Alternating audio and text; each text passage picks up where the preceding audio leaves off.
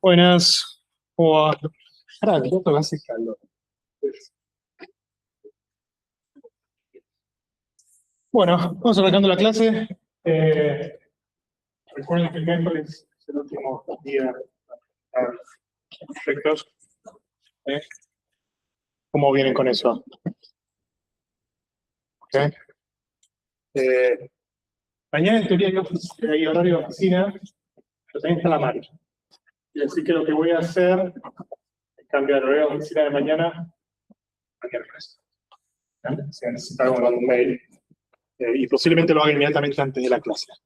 ¿Está bien? Así que si alguien necesita más tiempo o tiempo para hablar, podemos hablar receso después de la clase, ¿sí? O el miércoles. Sí, Tomás.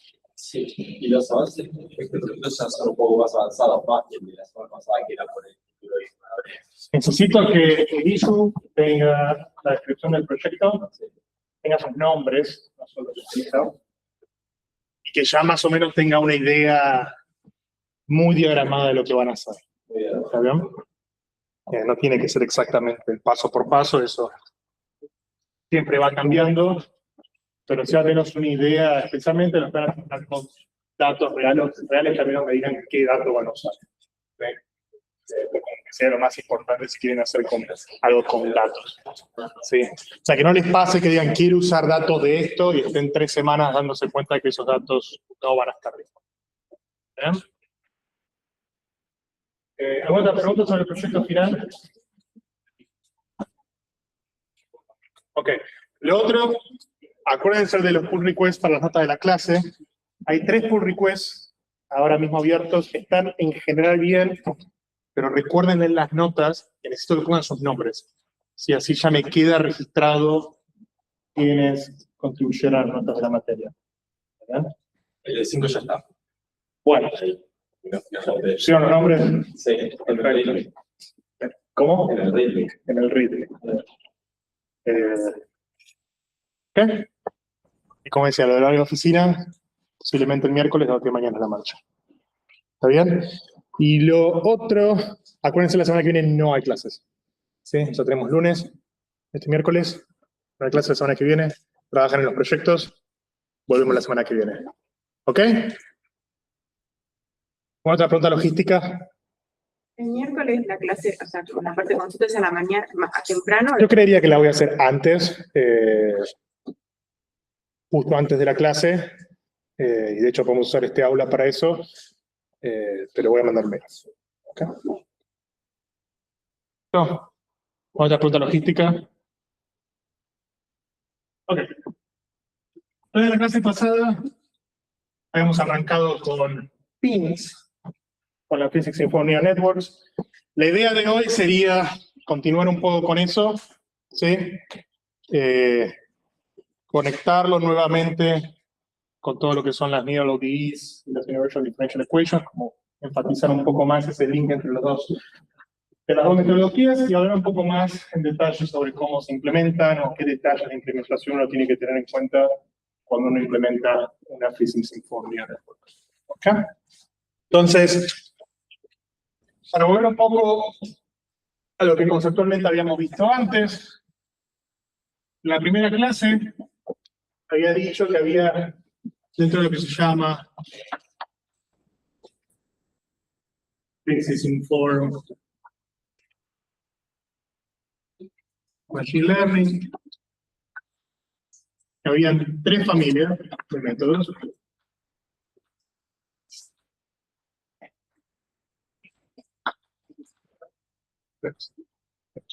La primera habíamos dicho que es lo que se llamaban emuladores.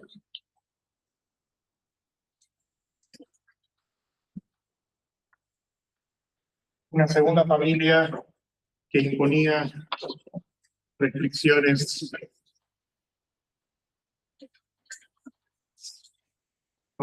físicas suaves.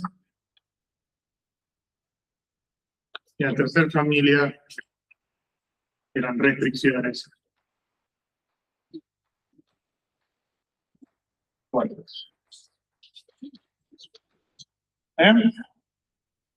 Entonces, hasta ahora, ¿qué métodos vimos dentro, en el contexto de la clase, lo que es Physics for Machine Learning? ¿Cuál fue el primero que vimos?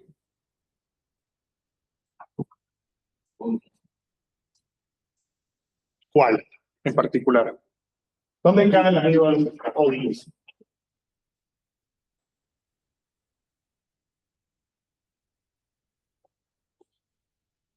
Piensen 5 segundos. O digan, ¿cuánto dicen que las neural ODs están acá? Manos altas. Entonces las neural ODs están acá.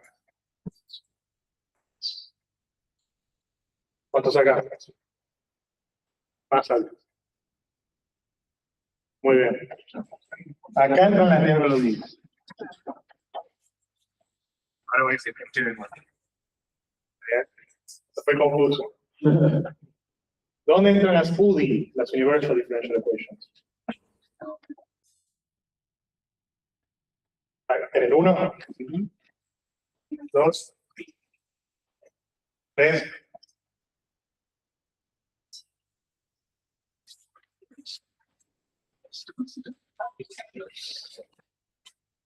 ¿Dónde están las pins?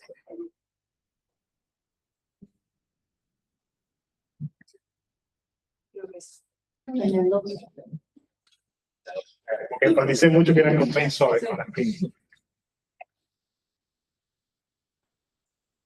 ¿Está bien?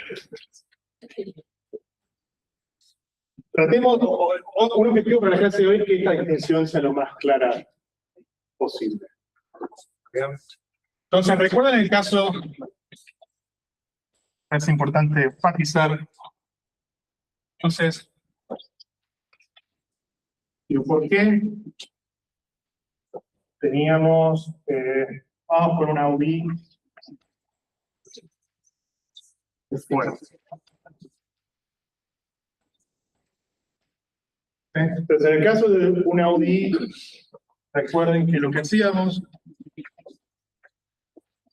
era minimizar un tipo de función de costo, que para ser más abstractos, la llamábamos la función de costo empírica, que tenía parámetros, tenía datos, potencialmente tenía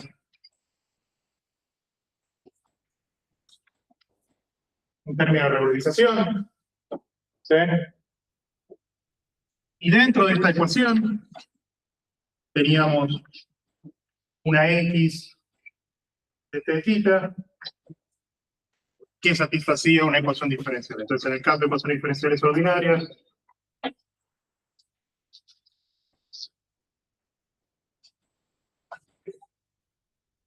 esto tenía esta pinta.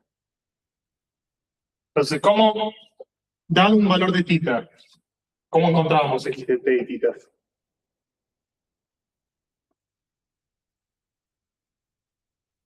Con el integrado numérico. ¿Cómo? Con el integrado numérico. Ecuaciones diferenciales, la mayoría no tienen solución exacta, resolvemos numéricamente. Cuando resolvemos numéricamente una ecuación diferencial, por supuesto que no es exacto, pero es casi exacto. Es lo más exacto que podemos hacer. ¿Está bien? Entonces, este constraint físico de que la derivada es igual a una función se satisface numéricamente. ¿Está bien? Entonces, lo que sea que vaya a una función de costo, tiene que satisfacer esto. Por eso decimos que es un constraint fuerte. ¿Sí? El X de t satisface la ecuación diferencial de manera exacta, numérica. ¿Bien? Eso no es lo mismo que hacíamos con las pins. ¿Sí? Con las pins, el término que representaba la ecuación diferencial se agregaba a la función de costo, y si todo iba bien, cuando optimizábamos, eso iba a ser chico, pero no iba a ser 0. Entonces, una manera de representar esta dualidad sería, en el caso de la UDI, la node, uno va a estar minimizando, sujeto a que la ecuación diferencial se satisfaga. Entonces, en general, lo que habíamos dicho es que, bueno, esto es para el caso de una ecuación diferencial ordinaria, en un caso más general, vimos que vamos a tener un operador diferencial, ¿sí? Entonces, en el caso más general, vamos a agarrar un operador diferencial, que va a agarrar la solución,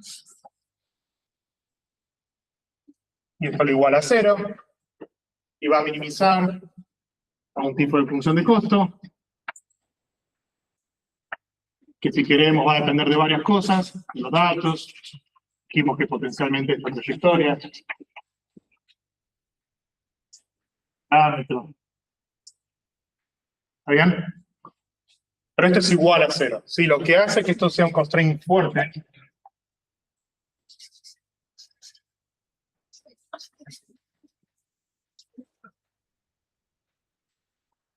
es esta igualdad. ¿Está bien? Entonces, en el caso de una ODI, que es este operador, podría ser tomar la derivada primero, menos f, y el segundo sería x.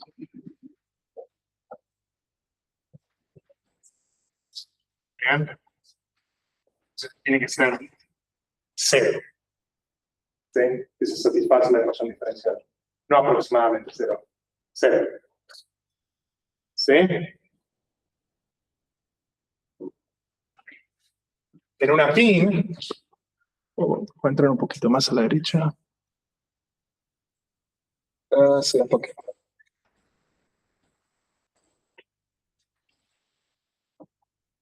En una PIN,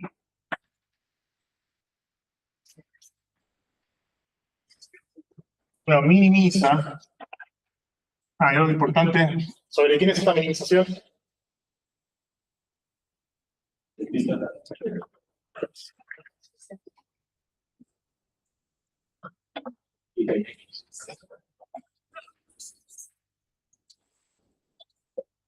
¿Quién es X? En general. ¿Qué representa X acá? Trayectoria. Es una función. ¿Sí? Que dependiendo del algoritmo, le vamos a parametrizar de cierta forma. ¿Sí? Una manera de pensar todo lo que estamos haciendo es que siempre, cuando estamos trabajando con ecuaciones diferenciales, en el fondo estamos trabajando con funciones. Lo que resuelve una ecuación diferencial es una función. ¿Sí? ¿Cómo uno numéricamente evalúa esa función? Parametrizándola. ¿Sí? Por ejemplo, con una red neuronal, una base de funciones, que sea. ¿Sí? Entonces, este X va a ser cualquier función parametrizada de alguna manera. ¿Quién era Tita? Cualquier cosa que sea el parámetro del modelo.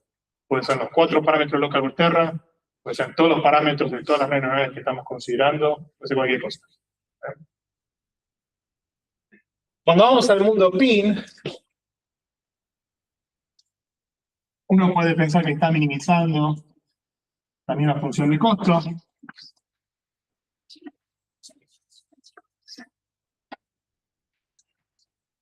Pero uno, en vez de trabajar con restricción, de optimizar con restricciones, uno agrega un término a la función de costo. Esto es lo que llamamos el truco lagrangiano, ¿sí? Como la aumentación lagrangiana del sistema, donde uno agrega el constraint directamente a la ecuación. ¿Está bien? Entonces uno lo que podría hacer acá es agarrar este vector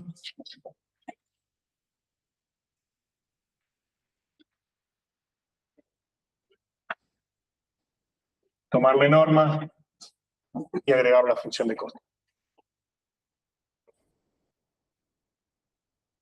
Con este lambda, lo que llamamos unidad de parámetro.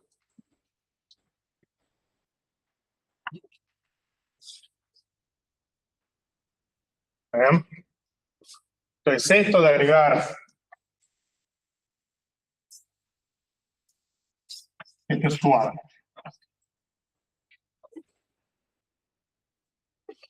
Sí. No entiendo, estás poniendo X es C como. Sí, eso. Entonces, en general, X es una función. Es una función de todo. Una función del parámetro es una función del tiempo.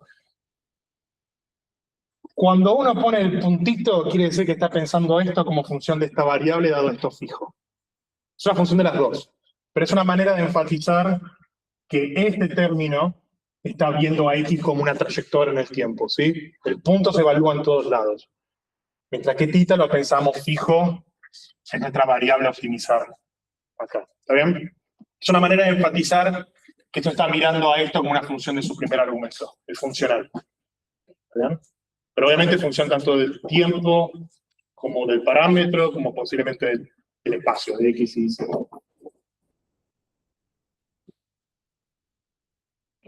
Entonces, ¿por qué esto es suave? Cuando yo resuelva este problema de optimización sobre θ y sobre X, esto va a tratar de ser lo más chico posible. ¿Sí? Pero nunca, salvo ejemplos por ejemplo, sintéticos, o en casos donde no hay ruido y demás, nunca vamos a llegar al caso de esto sea 0 y esto sea 0. ¿Sí? Va a haber un balance. Esto va a ser muy chiquito, esto va a ser muy chiquito, pero no 0. Entonces la ecuación diferencial no se satisface a cierto umbral. ¿Está bien? Entonces cuando habíamos visto esto en la clase pasada, dijimos que esta transición entre este problema y este problema se puede pensar como una relajación de esto. ¿Sí? Entonces lo primero que uno hace es relajar el problema. ¿Sí? Entonces cuando uno en optimización dice relajar un problema, lo que quiere decir es agarrar un problema de optimización que tiene muchas restricciones y de alguna manera remover restricciones manteniendo el espíritu del problema original. ¿Está bien? Entonces, la restricción de esto igual a 0 es bastante restrictiva. Entonces, si no queremos que esto sea exactamente 0, pero sea aproximadamente 0, lo hacemos lo más chico posible. ¿Está bien? Entonces, la relajación es resolver este mismo problema, ¿sí? Relajar la restricción.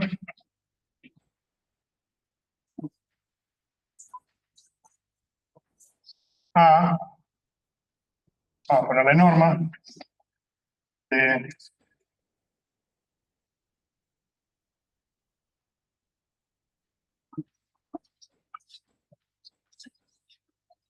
menor que epsilon.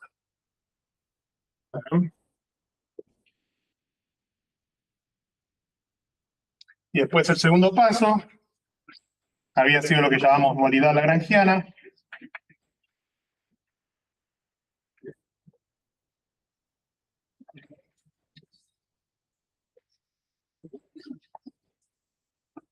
Que nos permitía ahora este problema de optimización con esta restricción mostrar que era equivalente a este problema de optimización. ¿Sí? Donde el lambda es un lambda que va a depender de epsilon. ¿Está bien?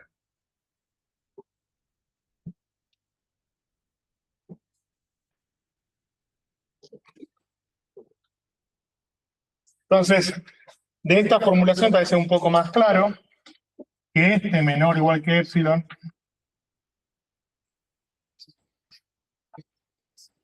lo que me hace el problema suave. ¿Sí? Suave no en el sentido de que va a ser una función suave, ¿sí? Sino es la traducción más literal de cómo esto se usa en inglés, que es hard constraint, soft constraint. ¿Sí? No es muy, pero bueno. Hard igual a 0, soft aproximadamente 0. ¿Bien? Y como te había dicho, esta dualidad no solamente pasa en el caso que estamos viendo para Efficiency for Machine Learning, sino que esto vale siempre. Los problemas de optimización. ¿Sí? Problema de optimización con restricción dura, se relaja, se hace la forma dual. ¿Bien? ¿Preguntas? Sí, posiblemente son uno de los conceptos más importantes de la materia. Así que si tenemos que pasar más tiempo acá, lo pasamos. ¿Está bien? O sea, que entiendan este cambio de restricciones fuertes y restricciones suaves. ¿Bien? Porque básicamente lo que hace la distinción entre dos familias completamente diferentes de métodos dentro de esta literatura. Una pregunta. Que en, Cambia. sí. En Nodes vos lo resolvés con un solver numérico Sí. que tiene un error. Sí, Entonces, ese error, o sea, como que no me genera duda de que te dé igual a 0, Sí. genera un error. sí.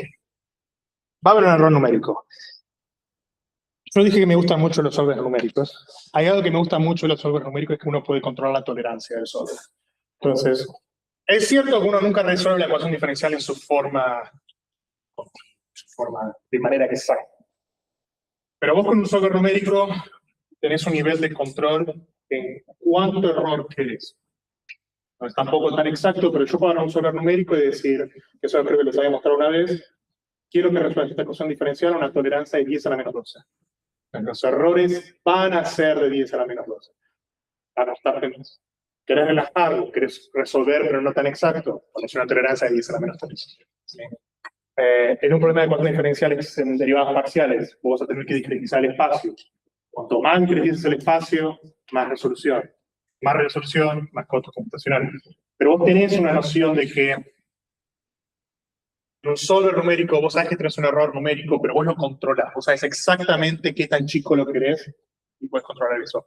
Acá, a priori, obviamente hay un montón de investigación en esto, yo no controlo este. ¿Sí?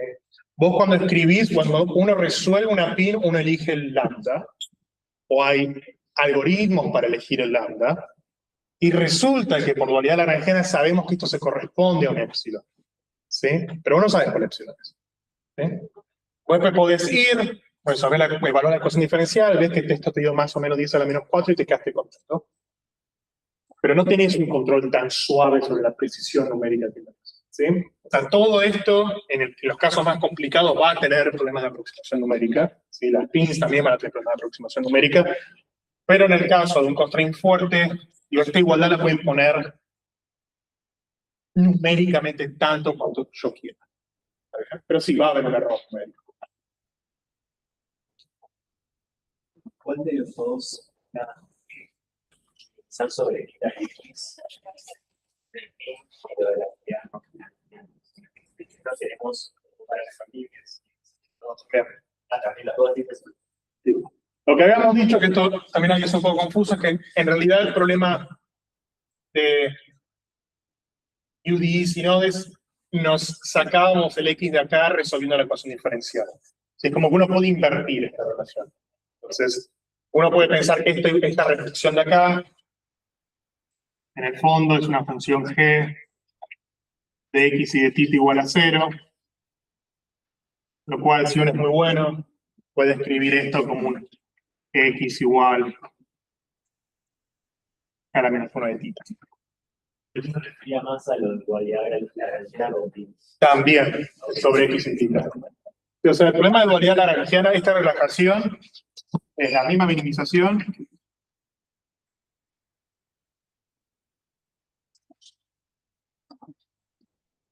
con la restricción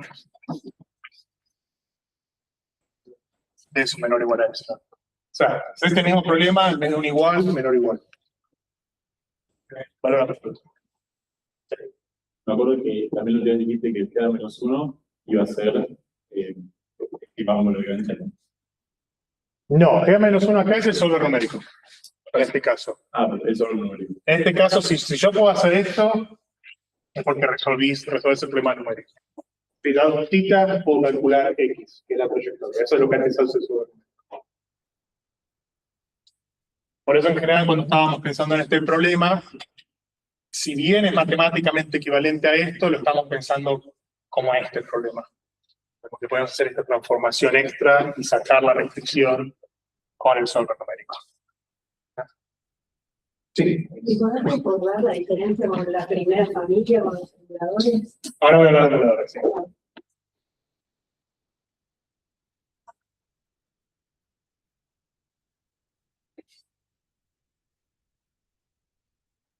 Entonces, ¿dónde están las UDIs? Todos ven que es un constraint fuerte. La ecuación diferencial se satisface. Las pins, la ecuación diferencial casi se satisface. ¿No?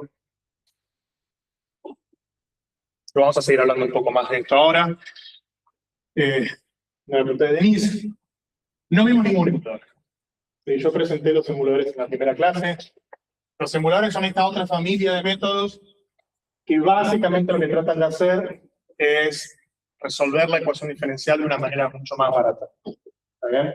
Entonces, en problemas muy grandes, esto va a ser muy costoso. ¿Sí? Es un problema clásico de resolver una ecuación diferencial, que puede ser muy costoso. Y esto en general se va a poder evaluar siempre, pero lo que va a ser costoso va a ser el problema de resolver el problema de optimización. Entonces, lo que hacen los simuladores, ¿sí?, es simular o aproximar la ecuación diferencial con machine learning. Bien. Entonces, lo que hacen los simuladores, y entonces, para el caso del modelado directo no es tan importante, ¿sí? Porque si uno quisiera resolver la ecuación diferencial para un tisa único, uno sabe cómo hacer eso en teoría, ¿sí? Pero el modelado inverso, tanto como hemos visto en el caso frecuentista como en el caso bayesiano, uno va a tener que evaluar la solución de la ecuación diferencial muchas veces, para muchas elecciones de tita, ¿sí? Entonces, en el caso de optimizar, habíamos dicho que muchos de los algoritmos iteran sobre tita y van actualizando el valor de tita. Los métodos bayesianos, uno va sampleando muchos titas y tiene un montón de titas al final que hacen el postigado. ¿Sí? En todos esos casos uno tiene que evaluar un montón de veces tanto la trayectoria, ¿sí?, el X,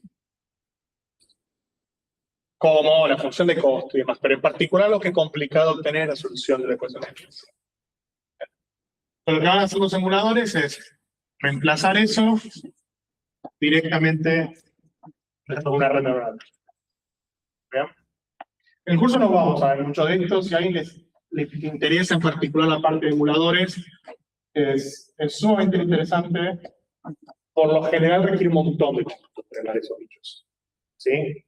Porque básicamente uno lo que tiene que hacer es resolver muchas veces la ecuación diferencial y hacer que una red neuronal aprenda a resolver la ecuación diferencial solo viendo parámetros evolucionados. Entonces, en general, uno va a ver, hay muchos modelos que caen dentro de lo que son emuladores. Por lo general son modelos de deep learning que tardan un montón de tiempo en entrenar, usan un montón de datos para entrenar, y uno lo que usa después son directamente el modelo ya entrenado. Sí. No, la primera clase vos comentaste justamente que por eso, creo haber entendido, se usan las convolutional neural networks para entrenar emuladores. ¿O Si no fuera una ecuación diferencial derivadas parciales, por lo general se usa redes convolucionales, porque la convolucional te representa muy bien lo que es una imagen, que te representa muy bien lo que es el espacio. Entonces, en general, y los datos sin estructura, le pegás un algoritmo, si tenés estructura espacial, convolucional, si tenés estructura temporal, recurrente. Entonces, si vos tuvieras una ecuación de derivadas parciales, y posiblemente diseñes un tipo de arquitectura, ¿sí?, que sea una red neural convolucional. Y en un caso más sencillo se puede usar una... Se puede. El tema es que, digo, lo que uno está haciendo acá, no sé si es correcto decir, o sea, resolver la ecuación diferencial es exacto, es una restricción fuerte. Cuando uno tiene un emulador, uno no resuelve la ecuación diferencial, sino que uno aproximadamente resuelve la ecuación diferencial, ¿sí? Como, esto cae dentro de lo que sería un algoritmo de oráculo. Una caja negra, uno la entrenó para que cuando toma un valor de tita, devuelva el valor de X correcto, ¿sí? Y la manera en que uno entrena eso es generando muchas soluciones reales y esperando que la red neuronal o cualquiera sea el algoritmo que estoy usando logre entender cómo resolver la ecuación diferencial aproximadamente.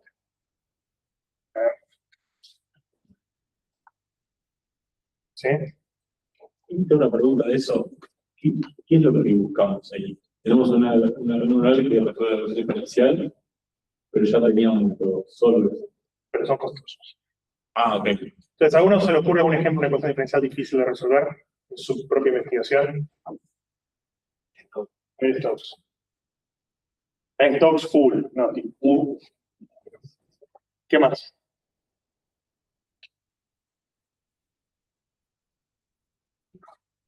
Funciones maestras. ¿Cómo? Funciones maestras. ¿Cómo qué? No códigos abiertos. Ok.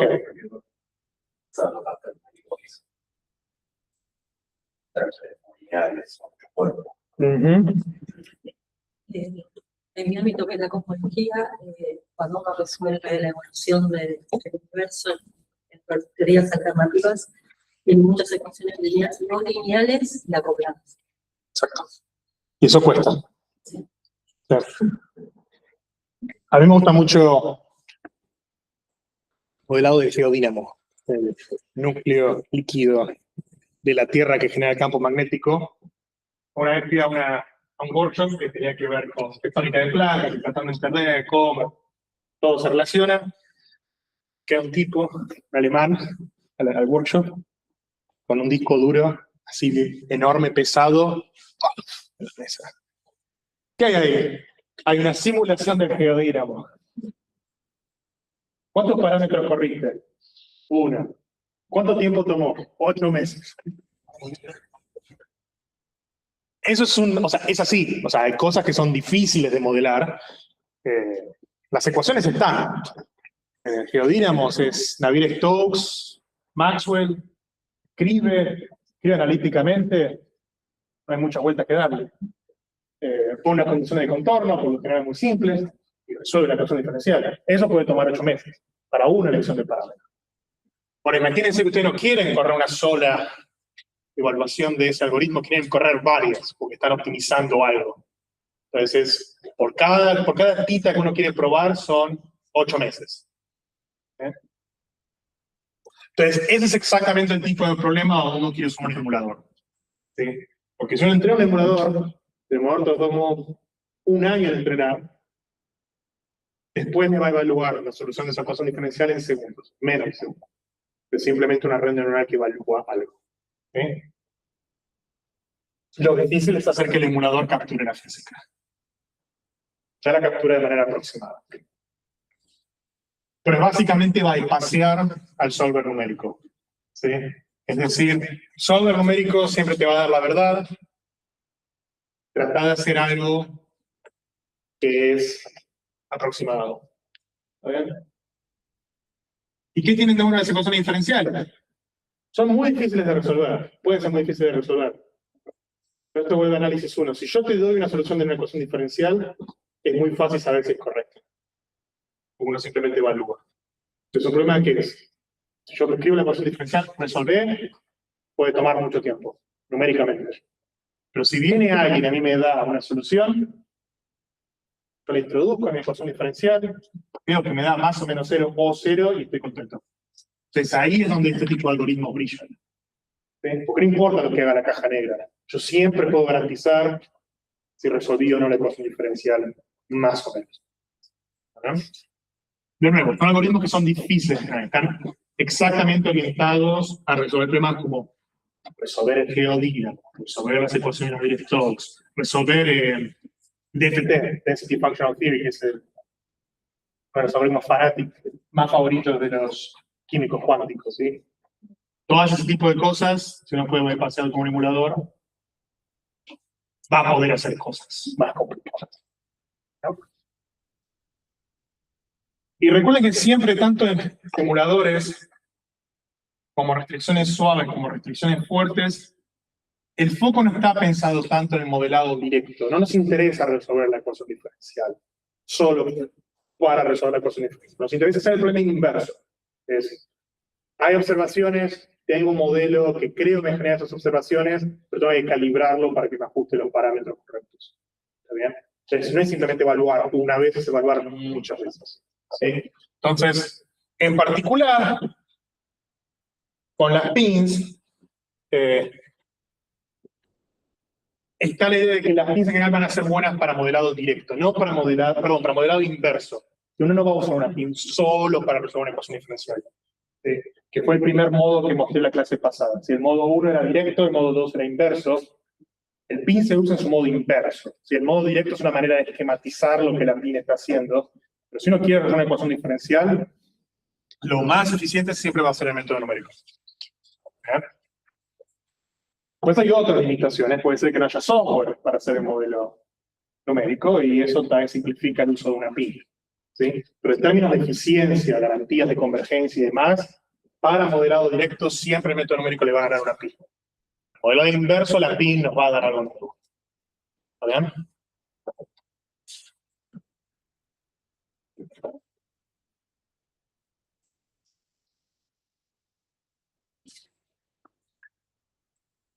Preguntas sobre esto antes que siga avanzando.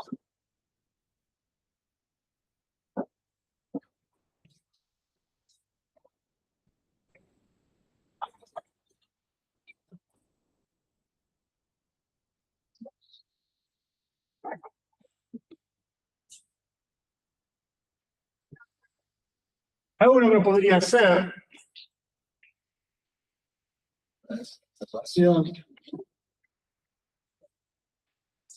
Pues uno podría hacer lo que se llama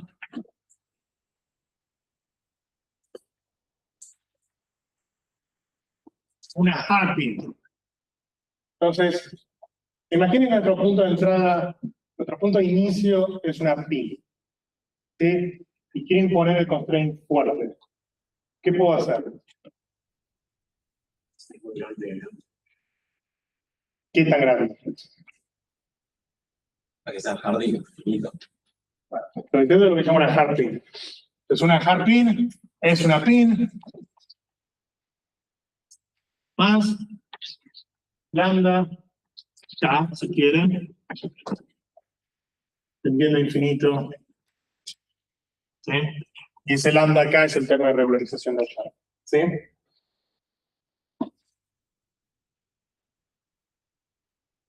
¿Está bien? Entonces uno podría agarrar una pin y simplemente agarrar el hiperparámetro y tirarlo a infinito.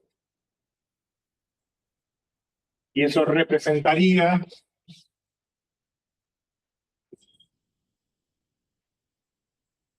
el epsilon yéndose a cero. Ese soft se mueve hard constraint. ¿Bien? Entonces esto existe. Ayuda a entender un poco más esta dualidad entre suave y fuerte. En la práctica se usan más pins que hard pins. ¿Sí? Y hay un motivo para eso, ¿sí? Que es por qué las pins son más complicadas de entrenar. ¿Está bien? Entonces, siempre que uno hace estos trade-offs, estos balances, digo, de izquierda a derecha, nos quitamos el problema de resolver la ecuación diferencial. ¿Y que las pins son más complicadas de entrenar? Sí. ¿Por qué van a ser más complicadas de entrenar? Del lado izquierdo tengo un solver numérico. ¿Sí? Años y años de experiencia de cómo resolver la ecuación diferencial. Del lado derecho no tengo un solver numérico. ¿Quién resuelve la ecuación diferencial? La red neuronal. ¿Cómo la resuelve? Optimizando. O sea, además de pegar a los datos, solo tenés que resolver la ecuación diferencial. Mientras que eso del lado izquierdo ya estaba dado. ¿Sí? Entonces, eso va a ser más difícil. ¿Vamos a poder resolver? O tal vez no. Pero ven que digo, nada viene gratis en la vida. O sea, uno de la izquierda a la derecha se sacó de encima el solver numérico que yo gané. Toda esta área de la matemática aplicada la ignoro completamente. Bueno, algo tiene que ser más difícil. Lo que va a ser más difícil es el tema de optimización. ¿Está bien? Sí. O sea, no entiendo por qué sería mejor pin una no. Estás complicándote para hacer lo que estés. Es una opinión válida que comparto. Sí.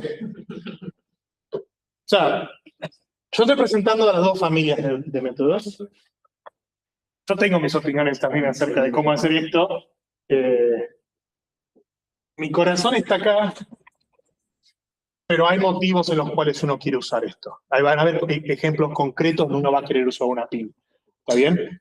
Pero es cierto, esto es un parche, algo que uno podría hacer haciendo esto, pero esto tampoco va a ser gratis, porque acá uno lo que tiene es solver numérico, problema de optimización, redes neuronales, o sea, todo eso ya lo dijo un par de veces, pero al final del día lo que te limita, cómputo y software. ¿Sí? Entonces, cualquiera puede crear una ecuación diferencial, teóricamente, cualquiera puede crear un problema de optimización teóricamente. El tema es cómo lo resolver después. Entonces, eso no va a ser menor Porque lo que tienen de bueno las pins es que son simples, es una red neuronal. En la izquierda tenemos red neuronal y solver numérico. Y esas cosas no siempre van de la mano. Sí. Vos dijiste que las pins no son fáciles de resolver. Entonces, las hack pins menos aún, ¿no? Sí, Eso es lo que me preguntaba. eso es lo que va a pasar. Y eso voy a explicar ahora por qué es más difícil. ¿Está bien? Pero digo, cada vez que vean que viene un algoritmo y les promete algo como el emulador, ni resuelve la ecuación diferencial, puede ser, pero quiere decir que estás haciendo un problema más complicado. ¿Qué pasó? O sea, ¿cómo hiciste para sacarte de encima 100 años de métodos numéricos? Entonces, había puesto el título, pros and cons.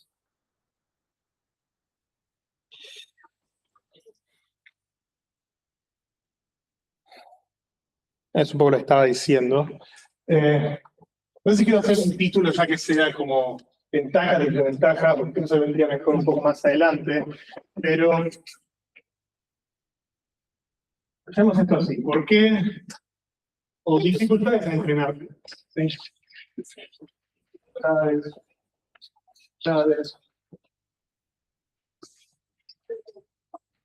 Entrenando.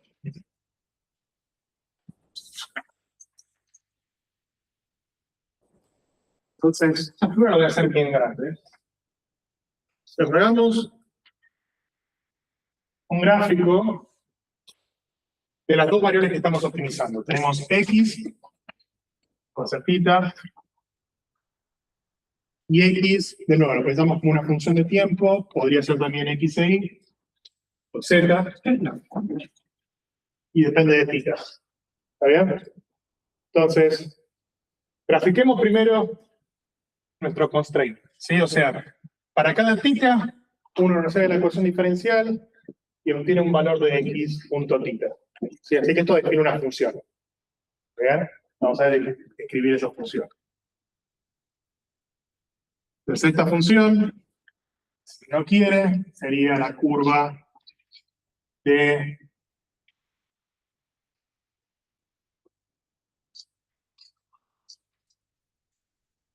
igual a 0. ¿Bien? De nuevo, a cada θ le corresponde un valor de x, así que la curva no vuelve sobre sí misma. ¿Podría pasar que dos x tengan el mismo θ? Sí. O sea, todavía no hablamos mucho, creo que eso lo mencioné un poco en la primera clase, pero puede pasar que el problema esté mal definido, o que el problema tenga algún tipo de degeneración, o equifinalidad también se le llama esto, donde varias soluciones se generan con la misma combinación de parámetros, ¿sí? En general, si uno tiene eso, tiene que reparametrizar de una manera para que esto no pase, pero bueno, hay casos físicos donde uno quiere esa dualidad, ¿sí? Entonces, sobre este espacio va a estar nuestro θ estrella, el real, ¿sí? Que uno quiere estimar. Entonces esto lo va a poner acá. ¿Sí? Entonces el punto, si uno estuviera haciendo optimización con en un método de constraint fuertes, entonces esta es la solución que uno quisiera encontrar. ¿Sí? Es el θ perfecto, ¿sí? Con su respectiva solución. ¿Está bien? Ahora, ¿qué va a ser la función de costo de una pin? La función de costo de una pin también va a tener su mínimo acá, ¿sí? Pero en vez de moverse solo sobre esta curva, va a moverse sobre todo el espacio. ¿Sí? Entonces, por ejemplo, la función de costo de pin podría verse así.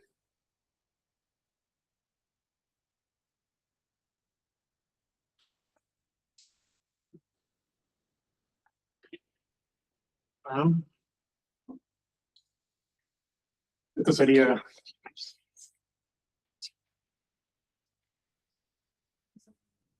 que tiene todo. Tiene la empírica, tiene el término físico incluye condición inicial, condición de borde, todas las ecuaciones diferenciales, etcétera, etcétera. ¿Ah? Entonces, una pin va a ver eso, este otro color.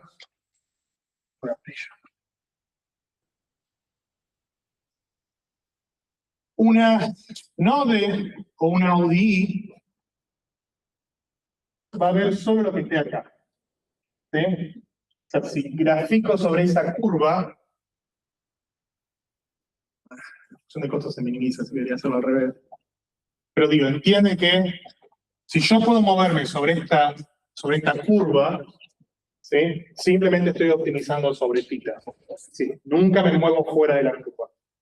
¿Sí? La pin evalúo en cualquier lado. ¿Bien? Entonces, si uno estuviera acá, esto ya lo habíamos dicho, yo me paro acá. Todavía estoy cerca lejos del θ óptimo y tengo un valor de X para este θ que no es la solución de la ecuación diferencial. Hay un pequeño gap con la curva.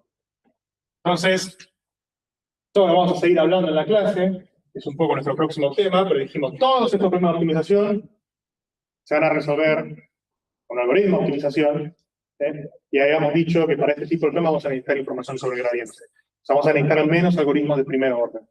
Que vamos a ver cómo se le calcula un gradiente a esas funciones de costo, porque no es tan directo como un problema de regresión lineal o algo más simple. Pero, en principio vamos a calcular un gradiente. Entonces, si uno separara acá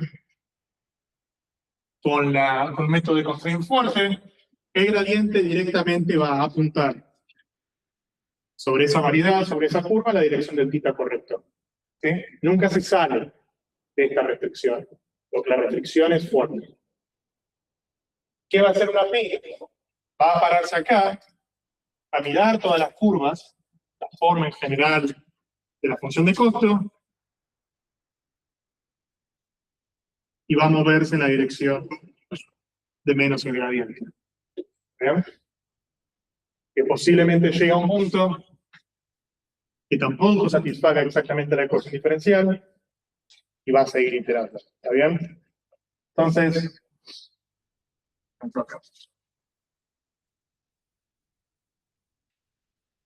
lo que va a pasar es que una PIN va a tener más problemas en converger a la solución óptima. En parte están optimizando una función de costo en dos variables. ¿Sí? Y en parte vemos que la función de costo no es tan agradable. O sea, no está minimizando. Recuerden que habíamos dicho que esto era fácil de optimizar, mientras que esto es más difícil de optimizar. ¿Sí? ¿Por qué? Porque acá la curvatura de la equilibración derivada no importaba tanto, ¿sí? Porque el gradiente te va a llevar al mínimo, mientras que acá en la curvatura te empieza a dañar un poco más. ¿Sí? Porque, por ejemplo, te va a empezar a hacer zigzagueo. Entonces, en este tipo de problemas habíamos dicho que una cosa que uno podría hacer es hacer un método de segundo orden. ¿Sí? Habíamos dicho que Newton en general es muy costoso, entonces uno, ¿qué es lo que hace? Pseudo Newton. Pero es un algoritmo donde la información de la curvatura empieza a importar. ¿Está bien? Y si no piensen visualmente, ustedes están... El gradiente descendiente es descender la colina. ¿Está bien? A medida que la función de costo, el lambda, aumente, pensemos en el caso de una harping, a medida que la función de costo aumente, entonces va a ser como más y más pronunciado. Y va a ser como si fuera una falla. Hay una parte del trazado de la función de costo es baja, pero si mi lambda de revalorización de la función de costo es muy alto, como que me eleva esto, como una barrera. ¿Está bien? Entonces, ustedes están caminando en un paisaje que tiene pendientes muy fuertes y de alguna manera tienen que descifrar cuál es el punto más bajo de eso, ¿sí? Que es muy chiquito, ¿sí? O sea, esto mide muy poquito. Entonces es muy posible que nunca le pegue. Por eso los harpings no va a ser una solución muy ideal, porque en el fondo lo que uno quiere con la pin es que esto sea lo suficientemente marcado sobre la variedad para que puedas converger ahí, pero suficientemente al mismo tiempo como ovalado, redondo, para poder converger efectivamente. ¿Bien? Entonces, por eso entrenar una PIN va a ser más difícil, ¿sí? Porque en el caso de una nodo, una ODI, uno ya vivía sobre esta variedad. Ya Constraint estaba satisfecho. En el caso de una PIN, vamos a tener que, de alguna manera, ir tanteando cuando estamos cerca de la solución. Matemáticamente, ¿sí? O sea, el problema número 1, si quieren, es que pins son problemas en general con mal número de condiciones.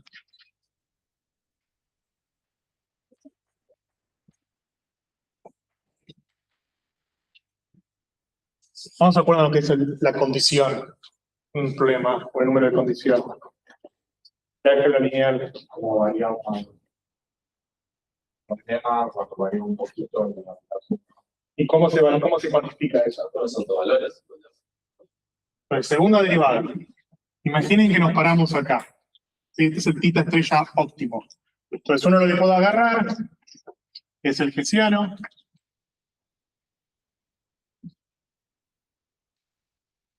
Que era la matriz de derivadas segundas.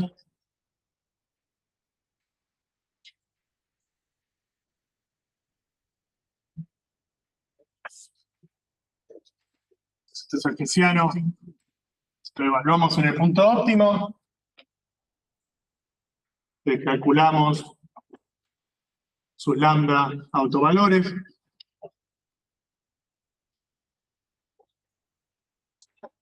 Y después uno define el número de condición.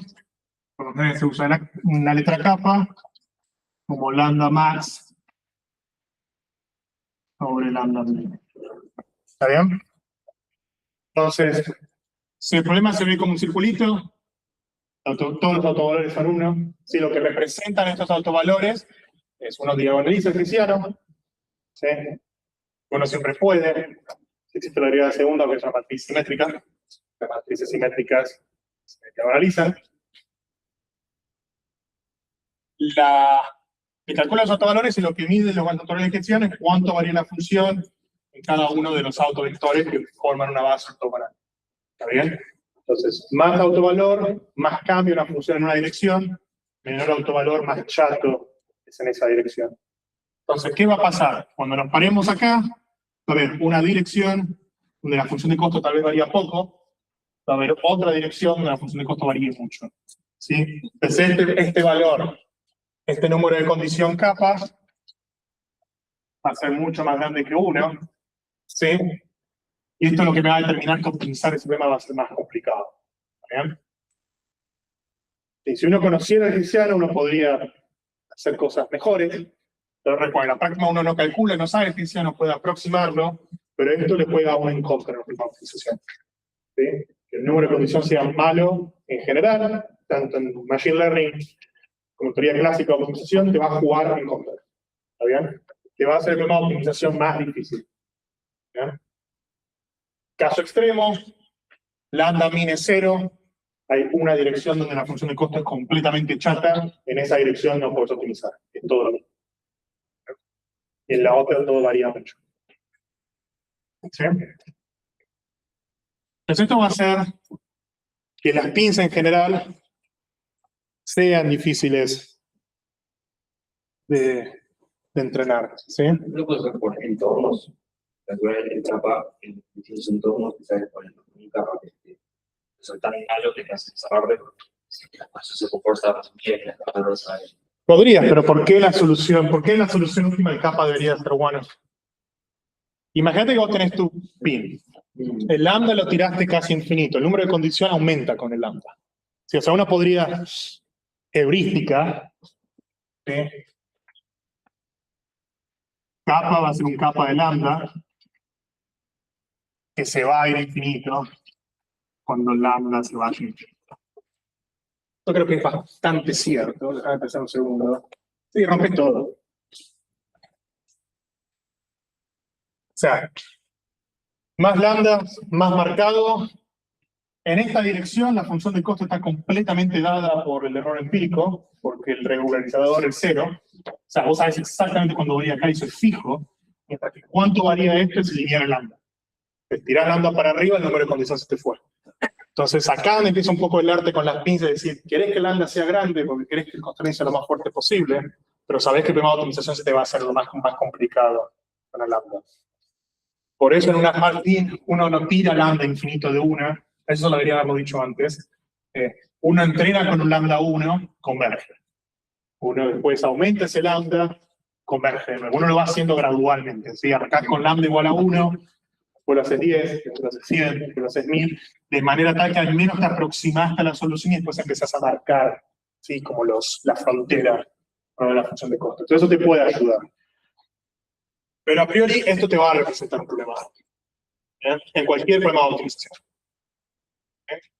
Recuerden que, por ejemplo, en parte por esto habíamos motivado la idea de usar optimizadores con momento. Así que en vez de estar zigzagueando, entienda que se está moviendo en esta dirección y le agregue una dirección allá. Entonces, de nuevo, acá viene todo el arte de qué optimizador usar para esto. Y un poco la heurística va a ser, querés algo que tenga momento y querés algo que use curvatura. Porque eso es realmente lo que te está dañando en pins. Te vas a buscar un optimizador que más o menos trate de solucionar eso. Algo más que quería hacer de acá. Bueno, esto se relaciona con nuestro segundo problema, que es la selección de lambda. ¿Sí? Porque todo esto, te dije de una manera muy compacta para que haya un lambda, pero en realidad la clase pasada ya vimos que había muchos lambdas. ¿Sí? Entonces, habíamos dicho que había un lambda 1 asociado a condición inicial. Después teníamos un lambda 2, que en el caso de una ecuación diferencial de edades parciales, podría estar asociado a la condición de borde. Y después habíamos puesto una función de costo física. ¿Sí? Ahora, hasta ahora venimos trabajando con ecuaciones diferenciales ordinarias, con lo cual siempre hay una ecuación diferencial. Pero cada uno trabaja con un sistema de ecuaciones diferenciales. ¿Sí? Entonces, uno cuando resuelve Navier-Stokes, en 3 dimensiones hay 3 ecuaciones. Una para X, una para Y, otra para Z. Además, uno asume algo, estamos trabajando con agua, el agua es incompresible. Entonces hay una cuarta ecuación que es la incompresibilidad del agua. Además, tenemos que introducir una ley física para el agua. ¿Cuál es la releología? ¿Cómo funciona la viscosidad del agua? Tenemos una quinta. Entonces, esas son 5 ecuaciones. Yo las puedo poner todas juntas y tomarle norma 2, pero en realidad son cosas fundamentalmente diferentes. Entonces, a cada una de esas le va a corresponder a priori un hiperparámetro diferente. ¿Está bien? Entonces, a ver, un lambda 3 por L, ecuación diferencial número 1, más lambda 4, L, ecuación diferencial número 2. Y esto sí. Yo he visto papers con 8 de estos. O sea, 8 términos de funciones de costo agregados, más términos de regularización extra, como los que habíamos hablado antes, y uno tiene que entrenar ese monstruo. O sea, este fenómeno que les estoy diciendo acá, donde un término de regularización me saca, imagínenlo con varios. Entonces, hay un problema de cómo se selecciona lambda, en este caso es lambda 1, lambda 2, que no va a ser trivial.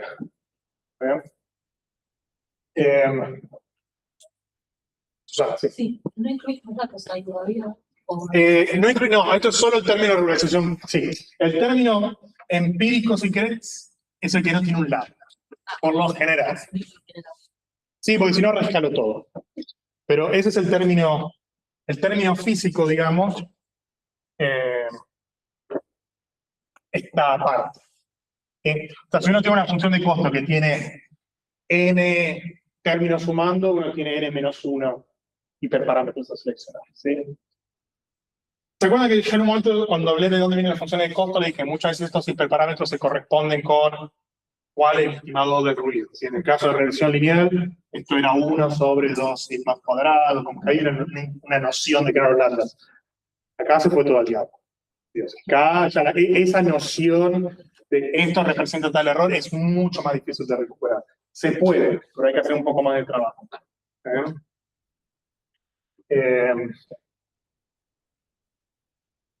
Con lo cual, esto va a ser más complicado. Siempre se hace esto para cualquier problema de aprendizaje. Siempre uno escala las cosas para que no tengan, que esto todo en la misma escala. O sea, luego va a hacer ese paso. ¿Qué quiere decir? En condición inicial, mide U contra U0. O sea, si U tiene unidades de velocidad, esta función de costo va a estar en unidades de velocidad. ¿Sí? Mi ecuación diferencial toma derivadas de eso. Te va a tener unidades derivadas de velocidad, metros sobre segundo cuadrado. Entonces, otro término de mi función de costo va a tener otras unidades. Entonces, el primer paso que uno hace siempre es normalizar todo. Sí, o sea, uno trata de sacar unidades, trata de vivir con una escala típica. Aún haciendo eso, no es necesario que todos estos términos sean iguales. Por eso acá viene un poco el juego de cómo se hace la selección de estos hiperparámetros. ¿Está bien? ¿Qué se hace en la práctica? Uno hace lo que funciona. ¿Sí? O sea, hay mucha iteración acá y diagnóstico, es decir, me convergió el problema, resolví esto de alguna manera, las soluciones se ven bien. Y de nuevo, uno puede más o menos testear si la ecuación diferencial se satisface, porque esto más o menos se hace chico. Más o menos. ¿Sí? Hay, obviamente, algoritmos y heurísticas para hacer esto. Sí, o sea, cómo elegir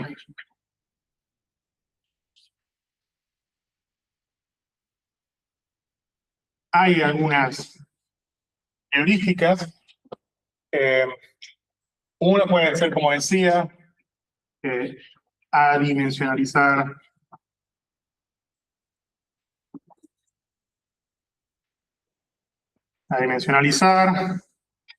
y hacer todo de la misma escala.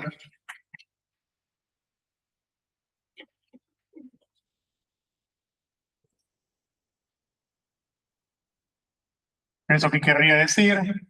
Querría decir que mi función de costo empírica tiene que ser más o menos igual que lambda 1, L condición inicial, aproximadamente igual, lambda 2, L condición de borde,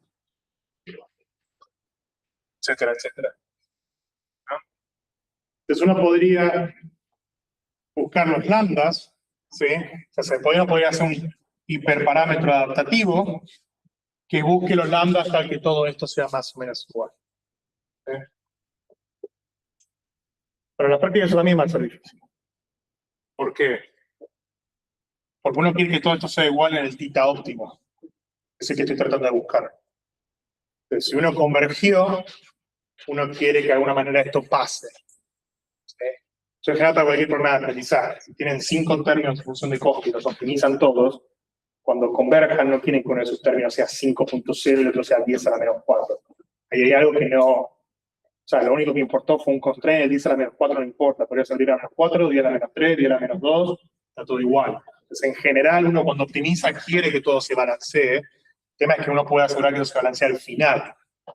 Pero cuando uno está entrenando, ¿cómo me garantizo que voy a llevar una solución que satisfaga eso?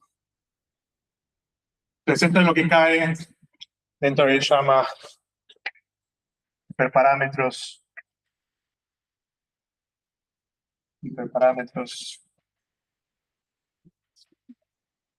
adaptativos.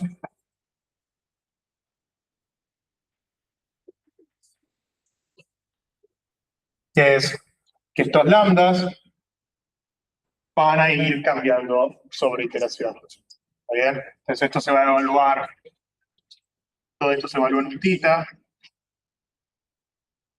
va a ser un tita acá, va a ser el tita de cada iteración, y ahora los lambdas van a ser lambdas acá. Entonces se va cambiando con la iteración. Uno podría Otro criterio con el cual esto se suele hacer es no que las funciones de costo sean todas iguales, sino sus gradientes sean todos iguales. Otra estrategia podría ser lambda acá, tal que ahora el gradiente de la función de costo empírico es aproximadamente igual lambda 1. Vale, primero, condición inicial.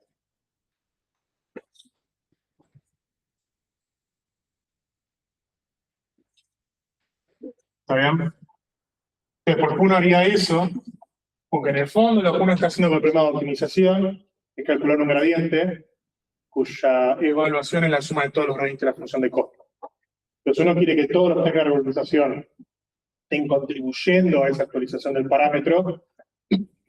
Uno lo que quiere es que todos estos tengan la misma escala. ¿Está bien? Entonces, no. ¿Está bien? Todos sacan una elección democrática del parámetro. Cuando yo actualizo el parámetro, hay un consenso en el cual todos contribuyen de manera igual a hacer ese nuevo paso. Así que no esté dominado por un solo término. ¿Está bien? Y acá también el lambda va a ser iterativo. ¿Está bien? Entonces, todas estrategias para mitigar el tema de que esta función de costo para una elección dada de lambda puede ser muy complicada de optimizar. ¿Está bien?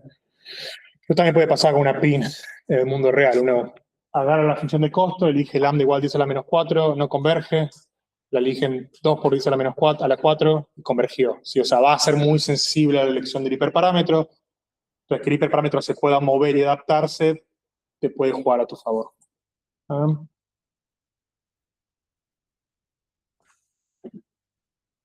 ¿Preguntas?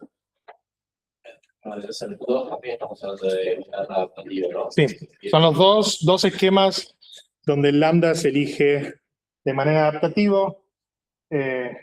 Si querés, este sería estrategia 1 y este sería estrategia 2. Estrategia 0 sería no hace nada y espera que funcione, que es lo que más se usa en la práctica, pero son todas cosas que ayudan. O sea, cuando uno lee un buen paper de PINs, hay muchos de estos truquitos detrás para que en el fondo tuve que hacer todo esto para que converja. ¿Sí? De nuevo, si agarraste el tema original y convergió, buenísimo. En la literatura hay muchos papers. Esto es una crítica más al sistema de publicación científica, donde uno pone los resultados positivos. Digo, un buen paper te dice, no, mira, me tomó 2 años hacer esto, hice esto y esto, por favor háganlo así. ¿Sí? O sea, uno va a leer un paper y decir, la PIN convergió, muestra el resultado convergido y ya está todo bien. Por lo general, de nuevo, también depende, es muy problema dependiente, hay problemas que son más difíciles, problemas que son más fáciles. Después del receso vamos a hacer ahora. Hoy quería hablar de una cosita más, pero bueno, hacia el final de la clase le voy a mostrar código sobre cómo entrenar pins. Y de nuevo, para el caso simple de local Volterra lo vamos a hacer andar. ¿Sí? Hay uno que no lo pude hacer andar. Así que si alguien quiere probar a hacerlo andar, puede probar a hacerlo andar. Pero digo, va a ser un problema de optimización más difícil. A veces te va a salir, a veces no te va a salir. Digo, no es estadística robusta. Lo que hay es muchos truquitos para... Lo mismo que con Red Error, hay muchos truquitos para hacerlas y funcionar. Ok, voy a hacer una pausa acá, volvamos y 25, y voy a hablar algo más sobre pins y después ya le voy a mostrar cosas.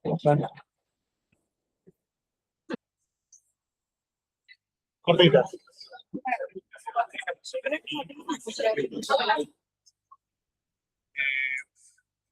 Dale, igual me tengo que ir rápido, pero dale. La clase era, bueno, a mí no me importa, pero no puedo poner una página de list, a mi compañero sí, pero para ver una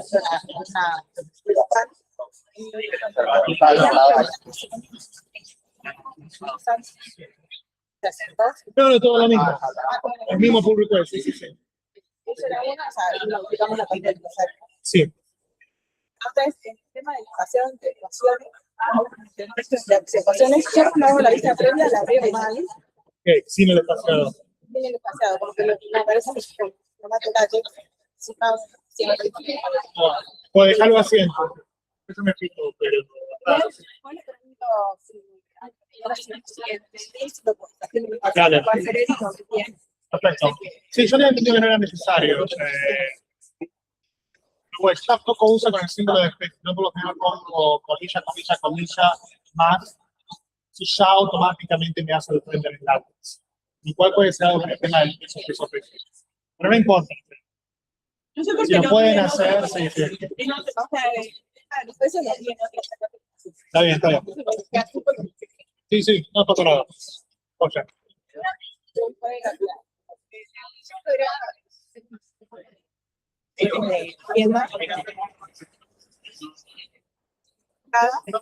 Voy a hacer para igual lo puse. Sí, hablemoslo después. Hablemoslo después porque ahora me gustaría arrancar, pero voy a entender mejor qué quieres hacer. Bueno, vamos arrancando.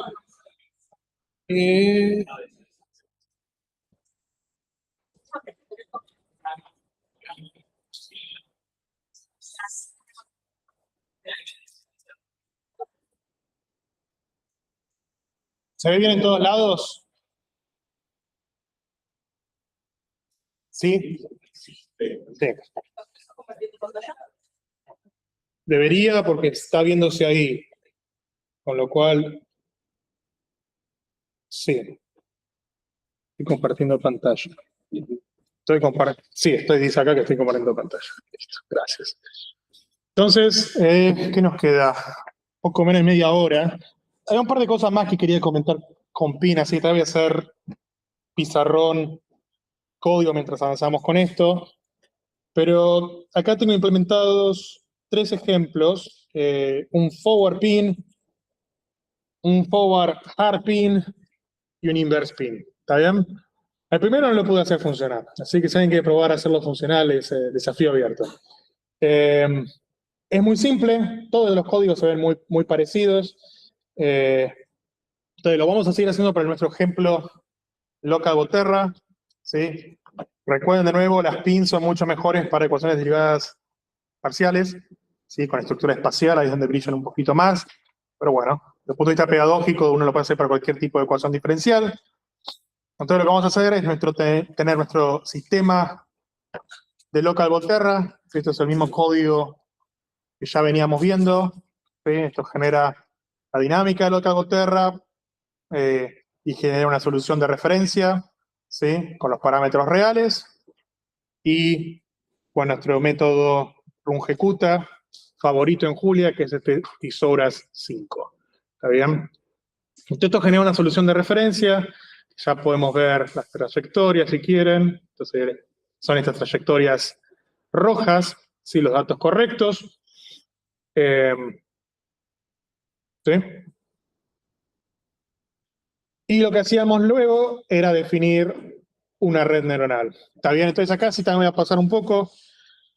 Esto ya lo habíamos visto. Esto define una feedforward neural network con este comando cadena, con este chain. Y lo que uno hace es en cada línea pasarle cada capa a la red neuronal. ¿Sí? Entonces, ignoren la primera, ignoren esta y la última capa.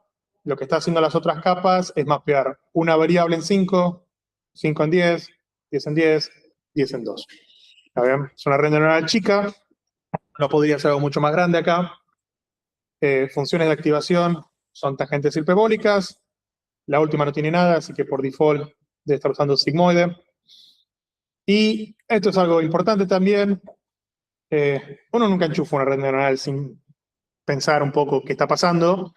Uno trata de escalar tanto input como output, especialmente con estos problemas donde la red neuronal significa algo físico, como la solución de una ecuación diferencial.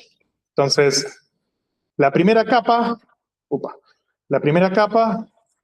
este scale layer input, es simplemente una función que agarra el tiempo y en vez de pasarle el tiempo, creo que esta simulación es en 0 a 50, T-span es de 0 a 15, o sea que en vez de que la primera neurona sea un valor de 0 a 15, lo escalo entre 0 y 1.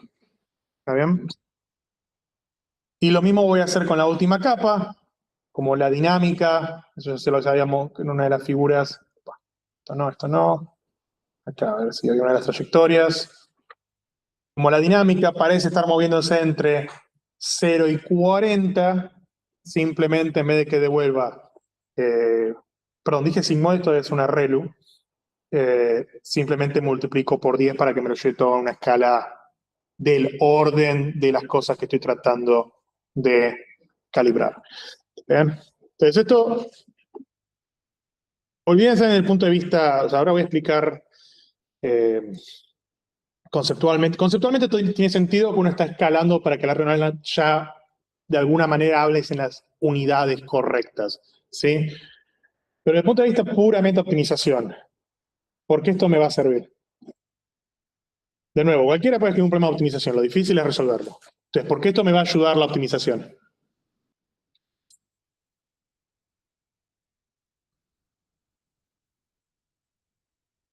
Cuando dices esto, ¿a qué te referís? Escalar el input y escalar el output. Más rápido. En parte para que converja más rápido. En principio, la red es un aproximador universal, ¿sí? Esto no quiere decir que son los mejores aproximadores universales y que no tienen sus problemas, ¿está bien? Entonces, problema número 1, que va a aparecer con redes neuronales, esto es un caso simple. Sí. Se está viendo que está compartiendo. Pero la pucha, yo la estaba compartiendo. Me parece. Pero, no, Perdón. ahí va.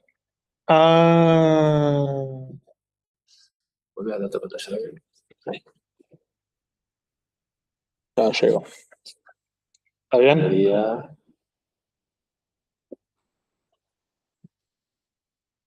No sé. ¿No se ve?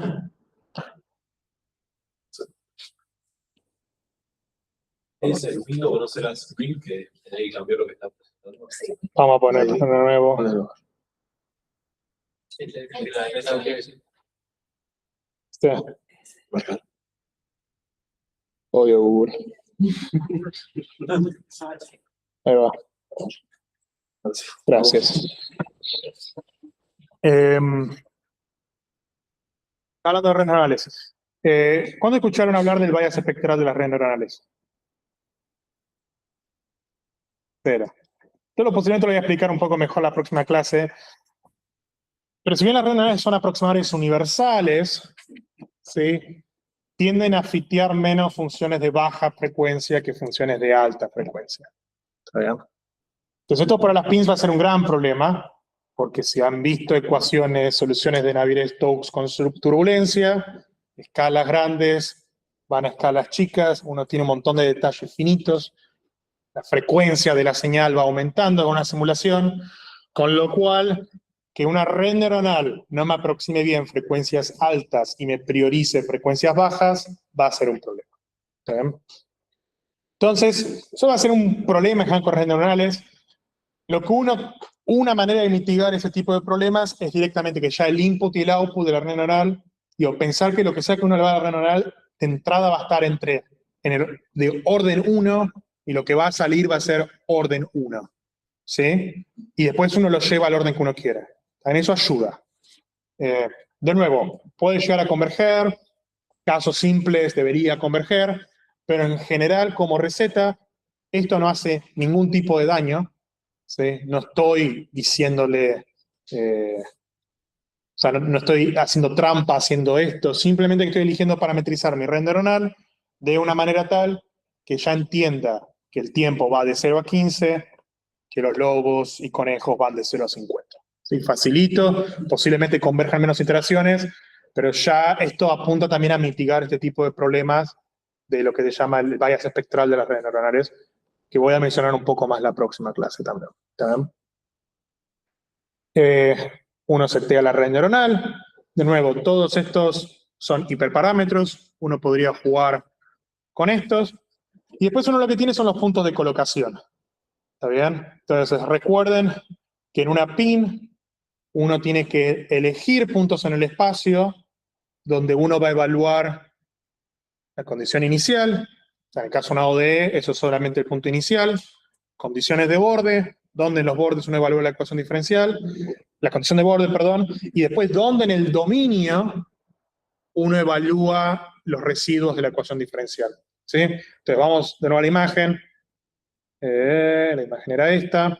Entonces, estas crucecitas que ven acá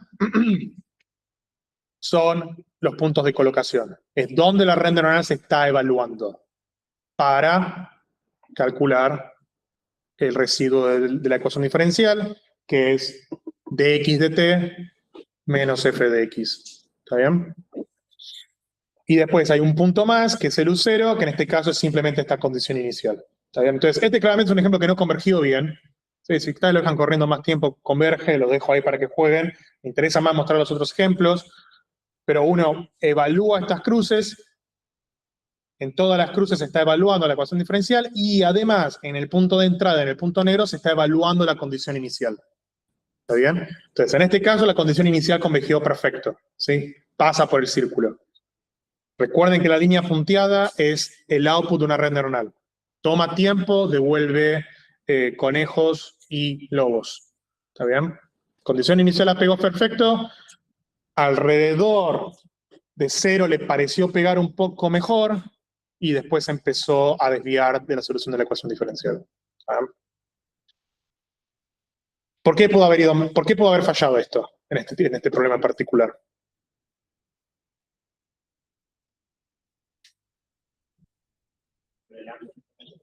Por ejemplo, entonces, la solución inicial está perfectamente fiteada, el residuo de la ecuación diferencial parece no estar muy bien fiteado.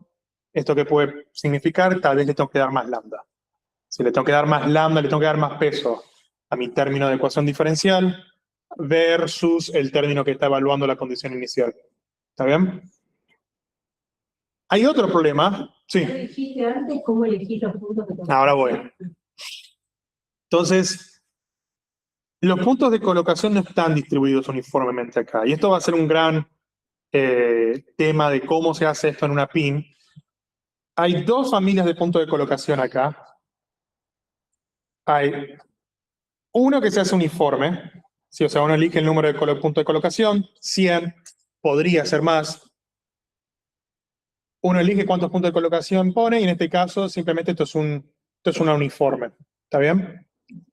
El primero no es un uniforme, sino que es arrancando en 0 en escala logarítmica los primeros puntos. Entonces, si vemos la figura de nuevo, pueden ver que hay más densidad de puntos alrededor de 0 que en los otros puntos. ¿Por qué uno haría esto? Para intentar que se satisfaga la especial. Sí, pero ¿por qué alrededor de 0 y no alrededor de cualquier otro punto? Porque en cero tenemos la condición inicial. Porque nosotros tenemos la condición inicial, pero uno podría encontrar una solución. O sea, ¿qué es lo que pasa si uno entrena esto? De nuevo, tal vez juegan y lo hacen funcionar sin este truco. Este truco te sirve porque a medida que uno se aproxima a 0, o sea, una posible solución que podría encontrar la red neuronal a este problema es arrancar en la condición inicial e inmediatamente irse a 0. Morir en 0. Entonces, la trayectoria a 0, constantemente 0, satisface la ecuación diferencial de local-Volterra. Exactamente. ¿Sí? Entonces uno podría, que esto pasa, la red neuronal puede hacer ¡pac! Y quedarse ahí. Como no quiero que haga eso, le pongo más puntos al principio para forzar, cuando está la condición inicial, se pegue bien a la trayectoria y que con suerte después siga dando. ¿Sí? Entonces, este problema, si lo agarrara y le diera más puntos de colocación con el tiempo, efectivamente le va a tener que pegar. ¿Sí? Y le da peso a eso. ¿Está bien? Pero digo, esto cuadra dentro de los trucos que uno podría hacer para que la condición inicial se satisfaga. ¿Está bien? ¿Qué más uno podría hacer?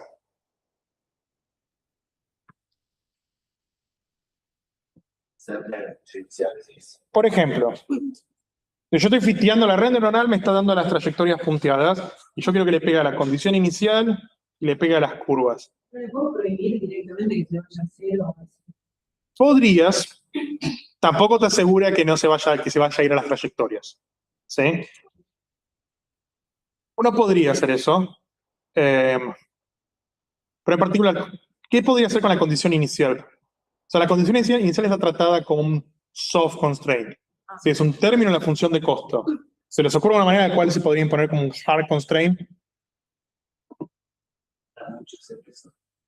Podría ser. Pero quiero, piensen, no, esto está entrenando, vamos a la función de costo, bueno, voy a haberse mostrado, función de pérdida, condición inicial, término del costo físico, y uno simplemente suma, o sea, tiene estas dos y suma las dos componentes de la función de costo. ¿Está bien? Para este problema en particular, con una ODI o con una ecuación diferencial ordinaria, yo la condición inicial realmente no la quiero poner como un soft constraint. ¿Sí? Yo podría ponerla como un hard constraint. ¿Cómo podría ser eso? ¿Estás hablando de infinito? Sigue siendo soft. Podés poner que U para tiempo igual a 0 no sea el punto de la red, sino que sea la condición inicial, sí o sí. Va por ahí. Pero U tiene que ser suave. ¿Sí? Entonces,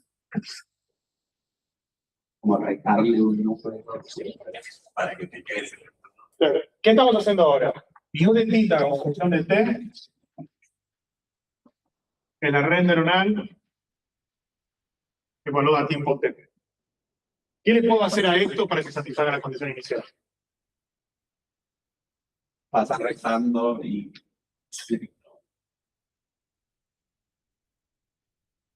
Una manera muy fácil. O sea, yo quiero que en t igual a 0 esto se muera. ¿Y que me quede? U0. Yo podría, ejemplo,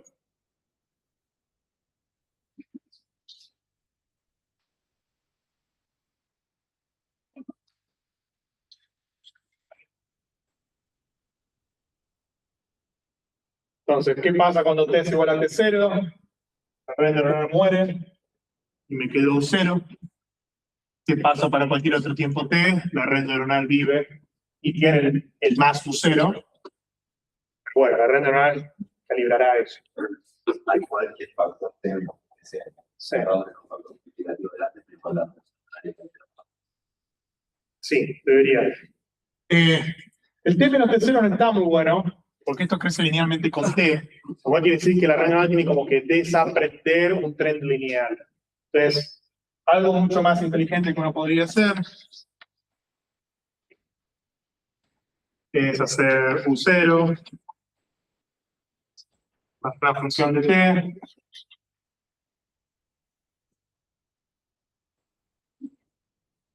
Donde phi de t sea, o sea, phi de t0 sea 0. Entonces, por ejemplo, esto podría ser t menos t0, t menos t0 mayúscula. No sé.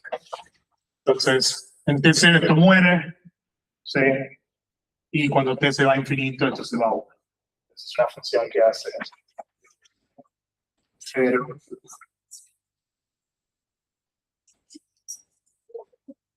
Entonces, de nuevo, constraint suave, constraint fuerte. Incluso en el caso de una PIN, uno puede imponer ciertas restricciones como constraints fuertes. ¿Sí? En particular, condiciones iniciales pueden ser simples de imponer, o ciertas condiciones de borde, especialmente condiciones de borde fáciles. ¿Sí? Por ejemplo, si uno tiene una condición de borde tipo Dirichlet, donde el borde tiene que ser 0, no puede multiplicar por una función que haga 0 en el borde y que se vaya a 1 en otra parte. Eso podría ayudar.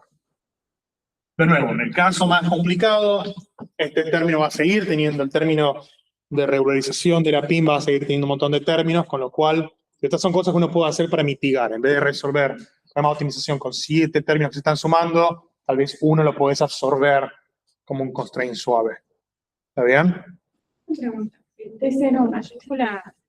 Cualquier cosa. Sí, algo más grande que T0. 2 T0. Puede ser, bueno, Algo que haga que eso sí se vaya a 1 bien. En general, cualquier función que vaya de 0 a 1 va a funcionar. ¿Está bien? Entonces uno podría hacer eso en este mismo ejemplo. ¿Está bien? ¿Qué es lo que está implementado en este otro ejemplo? 0,7. Lo llamé hard initial condition.